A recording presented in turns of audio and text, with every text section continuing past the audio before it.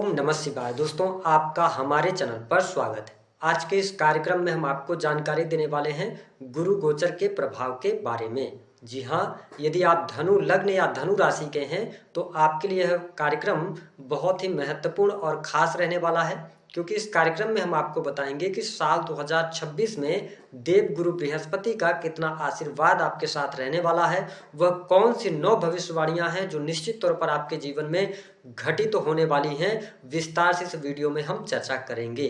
धनु राशि वालों, वर्तमान समय में आप शनि की ढैया के प्रभाव में भी चल रहे हैं, तो क्या इम्पैक्ट रहने वाला है और किन घटनाओं को लेकर सावधानी रखनी है, विस्तार से इस वीडियो में हम जानेंगे। यह वीडियो मुख्य तौर पर 3 पार्ट में रहने वाला है, क्योंकि कारण उसके पीछे का बहुत बड़ा है। साल 2026 में देव गुरु बृहस्पति 1 जनवरी 2026 से लेकर जून 2026 यानी 1 जून 2026 तक आपकी राशि से सप्तम भाव में यानी कि मिथुन राशि में गोचर करेंगे। उसके बाद ये 1 जून से लेकर और 31 अक्टूबर 2026 तक आपकी राशि से अष्टम भाव अपनी उच्चस्थ राशि कर्क राशि से गोचर करेंगे। फिर 31 अक्टूबर 2026 के बाद से लेकर दिसंबर अंत तक ये सिंह राशि में सूर्य की राशि में गोचर करेंगे। तो आइए जानते हैं कि आपको ये किस प्रकार से प्रभावित करने वाले हैं और साल 2026 आपके लिए क्या गुड न्यूज लेकर आया है। लेकिन उससे पहले यदि आप चैनल पर पहली बार विजिट कर रहे हैं तो चैनल को सब्सक्राइब कर लीजिएगा, नोटिफिकेशन बेल को ऑन कर लीजिएगा। देखिए, धनु राशि वालों, वर्तमान समय में आप शनि की ढैया के प्रभाव में चल रहे हैं और शनि की ढैया का इम्पैक्ट भी आपके जीवन में देखने को मिल रहा है। विशेष तौर पर आपका तनाव बहुत ज़्यादा बढ़ा हुआ है। ठीक है, आप छोटी छोटी बातों को लेकर भी बहुत ज़्यादा उद्वेलित होते हैं, बहुत ज़्यादा परेशान होते हैं।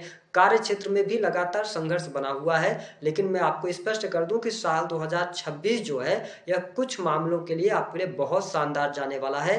भले ही आप शनि की ढैया के प्रभाव में क्यों न चल रहे हो, आपको बहुत बेहतर परिणाम इस समय अवधि के दौरान देखने को मिलेंगे। साल 2026 में कुछ अधूरे सपने जो आपके रह गए थे, वे सपने आपके जरूर पूर्ण होते हुए नजर आएंगे। देखिए, देवगुरु बृहस्पति की जब बात करते हैं तो इन्हें ज्ञान, धर्म, शिक्षा, संतान, संतान का सुख, संतान से प्राप्त होने वाला सुख, स्त्रियों के संपूर्ण वैवाहिक जीवन की जिम्मेदारी बृहस्पति ग्रह के पास होती है। बृहस्पति को बैंकिंग सेक्टर, जुडिशरी, लॉ का फील्ड, फिनांस का सेक्टर, इन सभी क्षेत्रों का भी कारकत्व प्राप्त है। ऐसी स्थिति में 1 जनवरी 2026 से लेकर 1 जून 2026 तक देव गुरु बृहस्पति आपकी राशि से 7th हाउस से गोचर करेंगे। बृहस्पति आपके प्रथम भाव और इसके साथ में अगर देखा जाए तो सुख भाव के स्वामी होकर आपकी राशि से सप्तम भाव से ये गोचर करेंगे। हालांकि 11 मार्च 2026 तक ये वक्री रहेंगे, उसके बाद ये मार्गी हो जाएंगे। अब यदि बात किया जाए तो भले ही आप शनि की ढैया के प्रभाव में क्यों न चल रहे हो, लेकिन मिथुन लग्न या मिथुन राशि के जो जातक या जातिका अपना बिजनेस कर रहे हैं, बिजनेस कर रहे जातकों के लिए साल की शुरुआत अच्छी रहने वाली है। आपके द्वारा किए गए प्रयासों में आपको सफलता अवश्य प्राप्त होगी, लेकिन एक मानक लेकर चलिएगा, क्योंकि आप ये ध्यान रखें कि जब शनि की ढैया का प्रभाव चल रहा है और आपके 10th हाउस पर शनि की दृष्टि पड़ रही है, तो इसका मतलब यह है कि अगर आप 100% अपना एफर्ट्स डालेंगे तो उसमें आपको 75% ही रिजल्ट मिलेगा। यदि इस सोच के साथ में आप आगे बढ़ेंगे तो आप अपनी परेशानियों को काफी हद तक कम कर सकते हैं। कहने का अभिप्राय है कि इस वर्ष में मेहनत आप करिए, एक्सपेक्टेशन बहुत ज्यादा लाभ की नहीं रखिएगा। हालांकि काम कारोबार के लिए अच्छा समय है। जो लोग एजुकेशन के किसी भी फील्ड से जुड़े हैं, ऑनलाइन कोचिंग वगैरह चलाते हैं, अपनी स्कूल कॉलेज चलाते हैं, स्टेशनरी वगैरह के जो शॉप वगैरह है वो आप कर रहे हैं, या डॉक्यूमेंट से रिलेटेड कोई भी काम करते हैं, ठीक है, लिखा पढ़ी का कोई काम करते हैं, तो साल की शुरुआत से लेकर 1 जून 2026 तक आपके बिजनेस व्यापार में वृद्धि होगी। नए लोग संपर्क में आएंगे, कुछ नए अनुबंध भी हो सकते हैं और पार्टनरशिप के भी कुछ मौके आपको अवश्य आने वाले हैं। हालांकि आपके लिए स्पष्ट कर दें कि आप धनु राशि वालों 11 मार्च 2026 के बाद ही पार्टनरशिप से जुड़ा हुआ कोई निर्णय लीजिएगा। उसके पहले आप जिस स्थिति में चल रहे हैं वैसे ही आगे बढ़ेंगे तो आपके लिए अच्छा रहने वाला है। साथ ही सप्तम भाव में देवगुरु बृहस्पति जब तक वक्री हैं 11 मार्च 2026 तक थोड़ा सा वैवाहिक जीवन का भी ध्यान रखिएगा। जीवन साथी के साथ में ईगो की वजह से थोड़ा बहुत खटपट होने की संभावनाएं यहाँ पर बढ़ जाती हैं, क्योंकि बृहस्पति जब 7th हाउस से गोचर करते हैं तो ये मैरिटल लाइफ में डिस्टर्बेंस लाने का काम करते हैं। और कारण क्या बनता है कि हो सकता है कि आपके जीवन साथी में आपको बहुत सारी कमियां नजर आए, लेकिन ये हमें समझना होता है कि जब हम सामने वाले की के ऊपर उंगली उठाते हैं तो 4 उंगली अपने अपने तरफ भी होती है। तो इस बात को, थोड़ी सी छोटी सी बात है, इसको समझने की आवश्यकता है कि पार्टनर को भी सुनना चाहिए। पार्टनर के हिसाब से भी अगर आप चलते हैं, उनसे आप सलाह भी लेकर चलते हैं, तो ये समय आपके लिए अच्छा रहेगा। ठीक है, आप इंडिपेंडेंट, आप स्वतंत्र निर्णय लेते हैं, लेकिन अगर आप अपने पार्टनर का सहयोग लेंगे तो ये टाइम आपके लिए अच्छा रहेगा।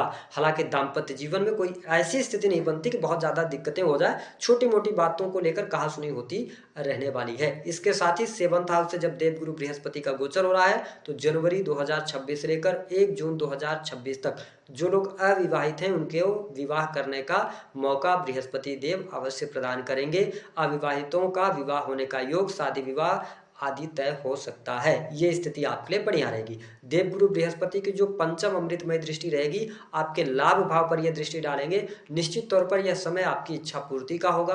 कोई अधूरी इच्छा थी वह पूर्ण होगी।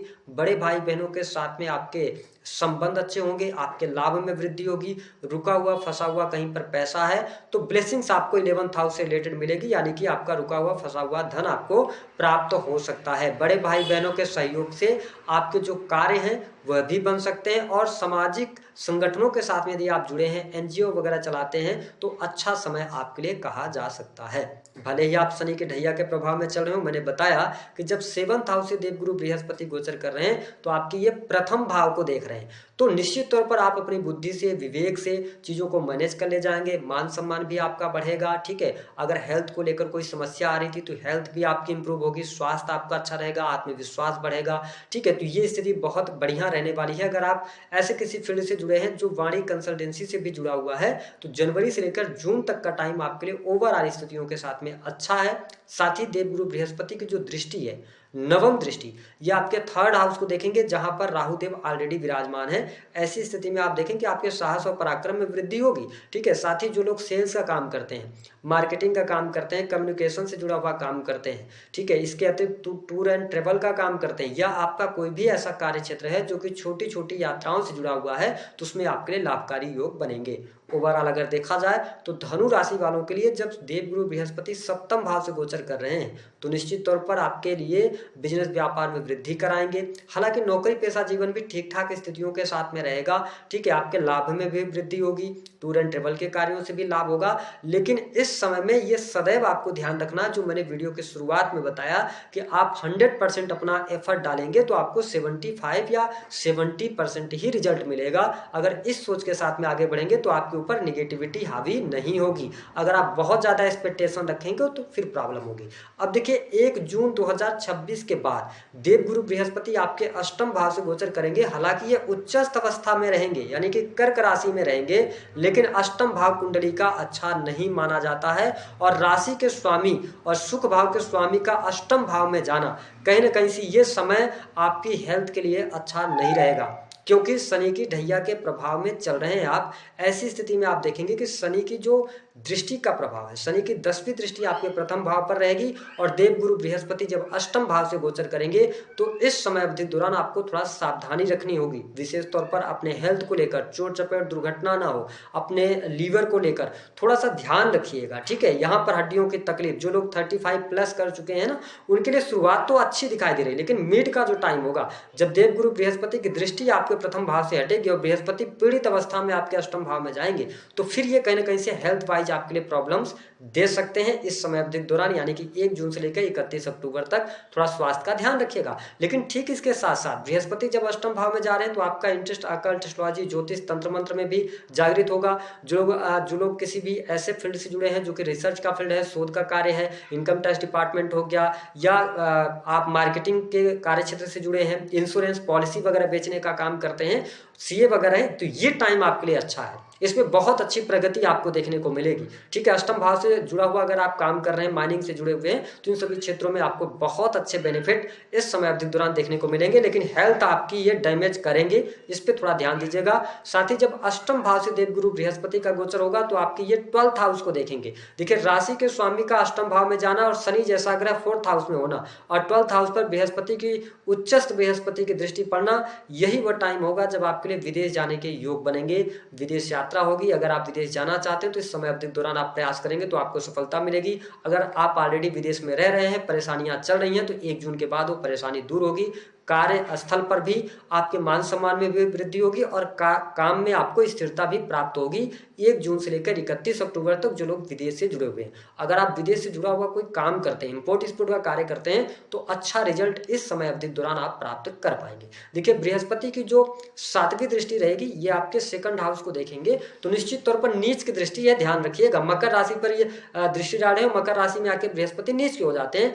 ऐसी स्थिति में बैंक बैलेंस के लिए समय अच्छा है, पैसा आपका बढ़ेगा, लेकिन शनि की ढैया चल रही है तो कुछ आप बैड डिसीजन लेंगे जिसकी वजह से आपका अचानक से पैसा गायब हो सकता है। इसका मतलब मैं ये कहूंगा कि आपको थोड़ा सा शेयर मार्केट, जुआ, सट्टा, लॉटरी, इन सभी चीजों से बचाव करना चाहिए। ठीक है, आपके लिए आकस्मिक धन लाभ का योग बनेगा तो आप पैसा इकट्ठा कर सकते हैं, बैंक बैलेंस भी बढ़ेगा, पारिवारिक जीवन भी अच्छा रहेगा, परिवार कुटुंबीजनों के साथ में रिलेशन अच्छे होंगे। और जो लोग बैंकिंग सेक्टर के अंदर काम करते हैं, आभूषण का काम करते हैं, है ना, सोने चांदी का व्यवसाय करते हैं, खाने पीने की वस्तुओं का व्यवसाय करते हैं, उनके लिए अच्छा समय रहेगा, लाभ उनको देखने को मिलेगा। विशेष तौर पर जो लोग वाणिज्य कंसल्टेंसी से जुड़ा काम करते हैं उनके लिए भी अच्छा है। और देवगुरु बृहस्पति आपके अष्टम से गोचर करते हुए दृष्टि डालेंगे आपके 4th हाउस पर, जहां पर शनिदेव ऑलरेडी विराजमान है। याद रखिएगा 1 जून 2026 से लेकर 31 अक्टूबर 2026 तक आपके सुख सुविधा में वृद्धि होगी, वाहन का योग बनेगा, भूमि भवन मकान से संबंधित कार्य होगा, पैतृक संपत्ति को लेकर कोई मामला चल रहा था, लंबे समय अवधि से चल रहा था, तो उस मामले के निपटारे का भी समय रहेगा। यही वह समय रहेगा जिन लोगों ने जमीन ले रखी है, अपने मकान निर्माण का कार्य शुरू कराना चाह रहे थे, तो मुझे साल के शुरुआत से लेकर 1 जून तक की स्थितियां तो थोड़ी सी विपरीत लगती हैं, लेकिन उसके बाद का टाइम आपके लिए अच्छा है और आपको लाभ भी मिलेगा और भूमि भवन वाहन से संबंधित कार्य भी इस वर्ष में आपके लिए होते हुए नजर आएंगे। अब देखिए बृहस्पति जो है ना, ये आपके 9th हाउस में जाएंगे 31 अक्टूबर 2026 के बाद। इस टाइम फ्रेम के दौरान 5 दिसंबर तक गुरु और केतु की युति रहेगी। ऐसी स्थिति में क्या होगा, धर्म अध्यात्म के प्रति रुचि आप में जागृत तो होगी। ठीक है, केतु वहां पर 9th हाउस में रहेंगे और जुपिटर भी वहां चले जाएंगे, तो आध्यात्मिक यात्रा भी आप करते हुए नजर आएंगे, यानी कि धार्मिक यात्राएं भी आपकी होती नजर आएंगी। लेकिन ये समय थोड़ा सा आपको ये ध्यान रखना पड़ेगा कि आपके घर से दूर जाने का योग यहाँ पर बनता है। ठीक है, आप अपने घर से दूर जा सकते हैं, ये स्थिति बनेगी। थोड़ा सा पारिवारिक जीवन पर भी ध्यान देना होगा, परिवार में किसी न किसी प्रकार से वरिष्ठ व्यक्तियों के स्वास्थ्य को लेकर चिंता हो सकती है, परिवार में थोड़ा कलह का वातावरण 31 अक्टूबर से लेकर लास्ट दिसंबर तक बन सकता है, तो इस पे आपको थोड़ा सा ध्यान देना पड़ेगा। हालांकि ठीक इसके साथ साथ स्वास्थ्य आपका फिर इंप्रूव होने लगेगा, अच्छी स्थितियों में रहेगा। 31 अक्टूबर के बाद स्वास्थ्य आपका अच्छा हो जाएगा, छोटे भाई बहनों से संबंध आपके अच्छे होंगे और 31 अक्टूबर 2025 से लेकर दिसंबर 2025 तक संतान के सुख में वृद्धि होगी। संतान अथवा फैमिली प्लान करना चाहते हैं तो आपके लिए लाभकारी योग बनेंगे। संतान यदि आपकी पहले से है तो संतान की प्रगति होगी, संतान के कारण आपके मान सम्मान में वृद्धि होगी। ठीक इसके साथ साथ जो लोग प्रेम संबंधों में हैं तो प्रेम संबंधों में अनुकूलता भी देखने को मिलेगी। नए प्रेम संबंध इस समय अवधि के दौरान आपके स्टार्ट होते यानी कि शुरू होते नजर आएंगे। हालांकि नौकरी पेशा जीवन के अंदर जो लोग कार्य कर रहे हैं, सरकारी क्षेत्र से जुड़े जातकों के लिए अच्छा समय कहा जा सकता है, सरकारी क्षेत्र में लाभ भी मिलेगा। लेकिन अगर आप उच्च पदस्थ हैं तो किसी भी प्रकार के इलीगल कार्य से बचिएगा। शुरुआत में तो आप बचा ले जाएंगे अपने आप को, लेकिन 27 जुलाई 2026 को जैसी शनि वक्री होंगे तो आपके पिछले जो आपने कर्म किए हैं उसका रिजल्ट जरूर आपके सामने निकल कर आएगा। तो ये ध्यान रखना है कि आप ईमानदारी के साथ में काम करें, है ना, और किसी भी प्रकार से प्रॉपर्टी से जुड़ा हुआ काम कर रहे हैं तो कोई ऐसा कार्य ना करें जिससे कि आगे चल के आपको पछताना पड़े। अपने पद का दुरुपयोग गरीब व्यक्तियों पर नहीं कीजिएगा। बाकी रुपए पैसे के मामले में, करियर के मामले में, बिजनेस व्यापार के मामले में साल अच्छा जाएगा। थोड़ा शनि की ढैया का प्रभाव रहेगा तो स्ट्रगल तो जरूर देखने को मिलेगा, लेकिन परिस्थितियों को आप संभाल ले जाएंगे।